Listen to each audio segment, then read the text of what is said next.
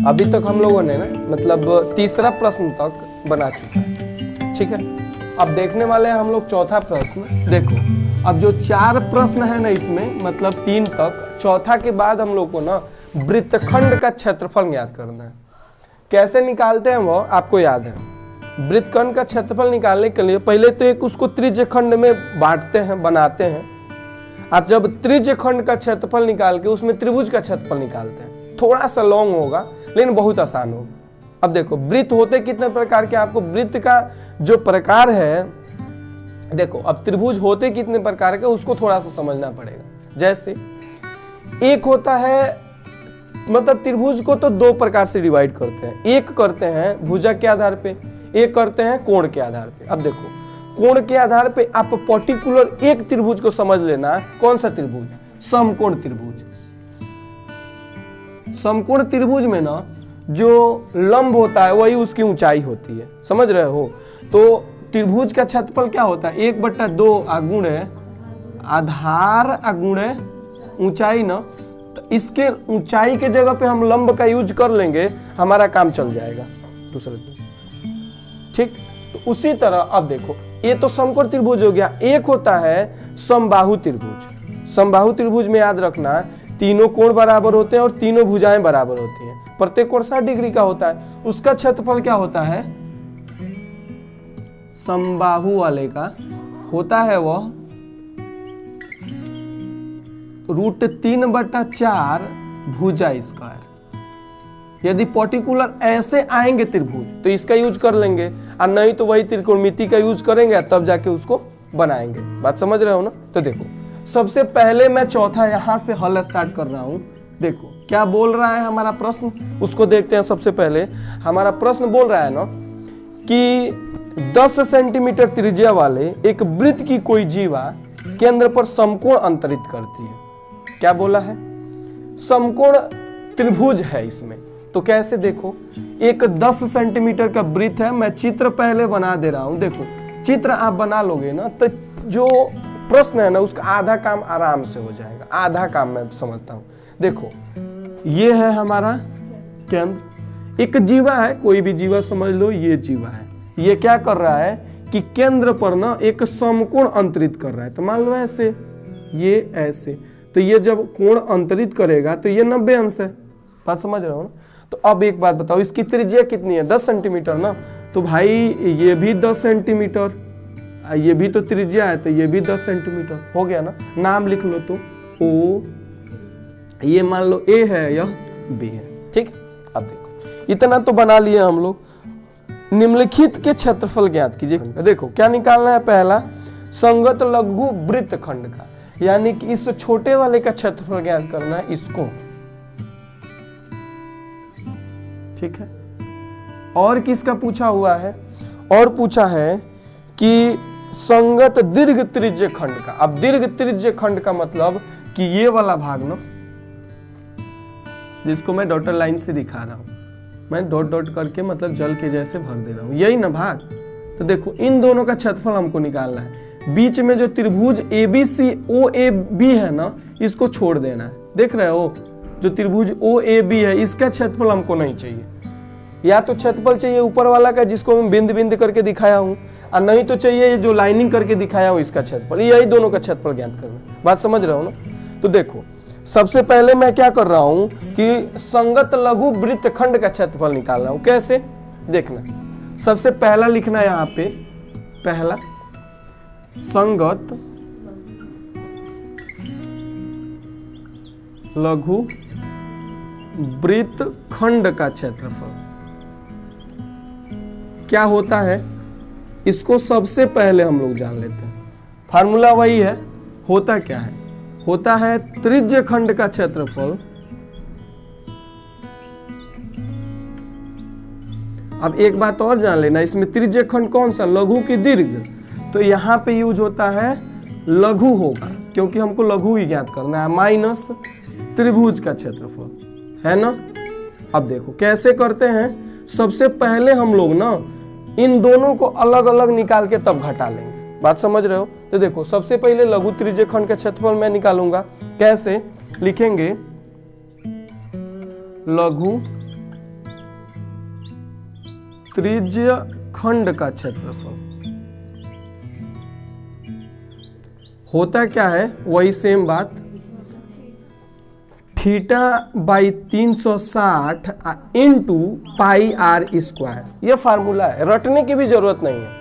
जितना कोण दिया है उतना कोण दिया है, पूरा कोण तो 360 है। उसके बाद जो वृत्त का क्षेत्रफल होता है वह तो पाई आर स्क्वायर होता है, तो वही कर लिए। अब देखो थीटा हमारा है कितना, तो ये हमारा 90 अंश है ना, तो 90 अब बटा 360 गुण। अब देखो पाई के जगह पे क्या रखना है, तो हमारे प्रश्न में बोला हुआ कि पाई के जगह पे आप ना पाई बराबर 3.14 रखिए। देखो सबसे पहले निर्देश दिया हुआ था कि जब तक अन्यथा ना कहा जाए पाई बराबर 22/7 रखिए, लेकिन अब इस क्वेश्चन में बोला है यानी कि अन्यथा बोला है तो 3.14 रखेंगे। गुण है 3.14 गुण आर स्क्वायर। आर कितना है, 10 है ना, तो क्या हो जाएगा 10 गुणे 10 हुआ। अब चलो इसको थोड़ा सा काट कूट देते हैं। देखो ये 0 से 0 ये कट गया। अब देखो 9 एक 9 और 9 चौको 36 कटा ना, क्या हो गया ये 1/4 गुणे 3.14 गुणे 10 गुणे 10 हुआ ना। अब देखो काम क्या करते हैं, पहले इस 10 का गुणा इसमें करा देते हैं जिससे कि क्या हो जाए, दशमलव हट जाए। इसको 2 से 2 दूनी 4 और 2 पचे 10, इसको भी 2 से काट सकते हैं। समझ रहे बात को, लोग काट ही देते हैं, गुणा बाद में करा दिया जाएगा। 2 एक 2 है, 2 पचे 10 हो गया ना। अब देखो कराते क्या है, तो 3.14 गुणे 5 गुणे 5 है ना, तो 5 पचे 25।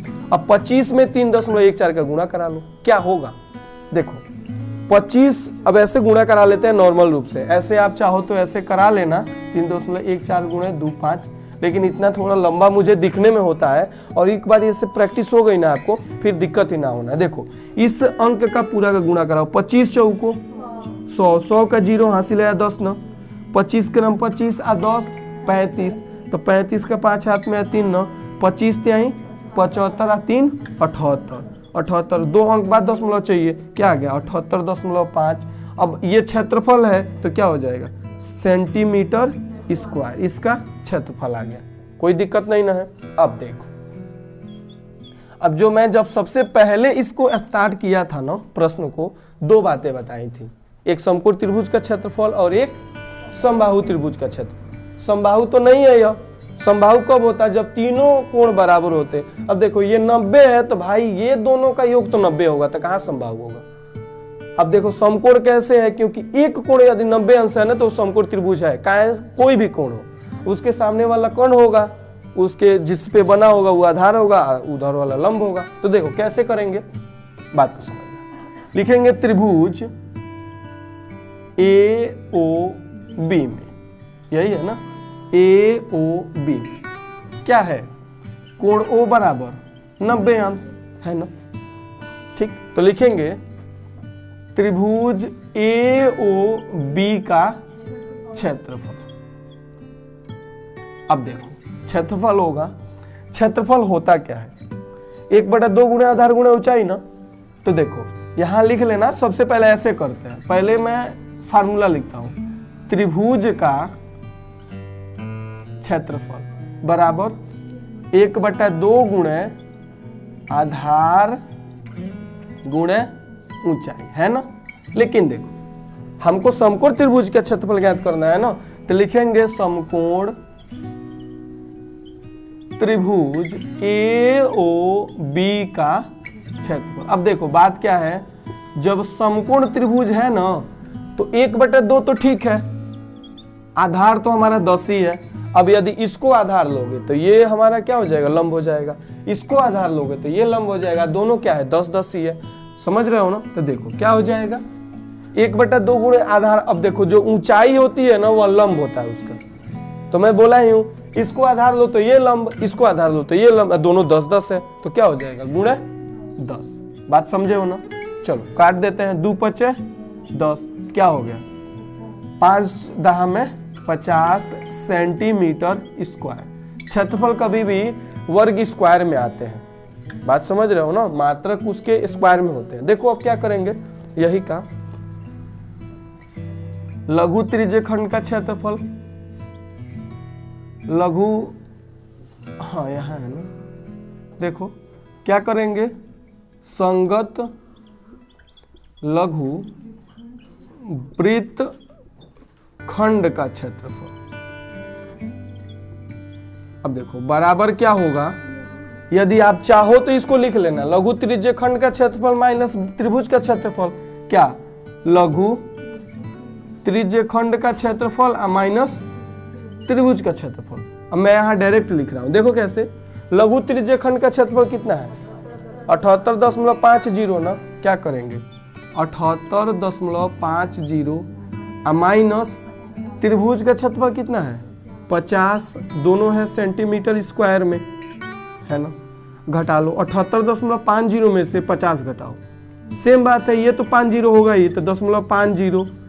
और उसके बाद देखो 8 में से 0 गया 8 और 7 में से 5 गया 2, 28.5 सेंटीमीटर स्क्वायर इसके संगत वृत्तखंड का क्षेत्रफल आया है ना।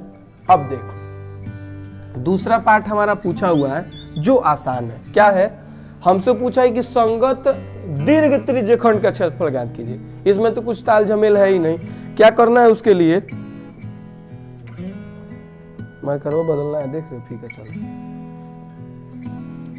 उसके लिए क्या करना है, देखो करना यही है कि लिखेंगे संगत दीर्घ त्रिज्यखंड का क्षेत्रफल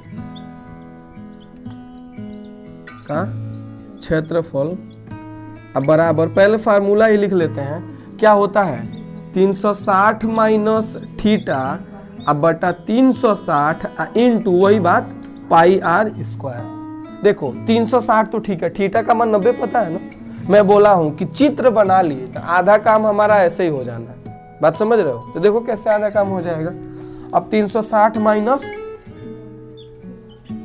90 अब बटा 360 इंटू, अब पाई के जगह पे वही बात 3.14 रखना है, तो 3.14 गुणे आर क्या है 10 गुणे 10, तो 10 गुणे 10 दो बार करेंगे। अब देखो इसको घटाएंगे ना, 360 में से 90 घटाओ तो देखो 0 में से 0 गया 0, आज 7 में से 9 तो जाएगा, 6 में से 9 तो जाएगा नहीं, तो 16 में से 9 गया 7, ये क्या हो गया 2, अब बटा 360 गुणे इसको कर लेते हैं, देखो क्या होगा, इसका 10 में गुणा करा दें, चाहे ऐसे ही रहने दो अभी, 3.14 गुणे 10 गुणे 10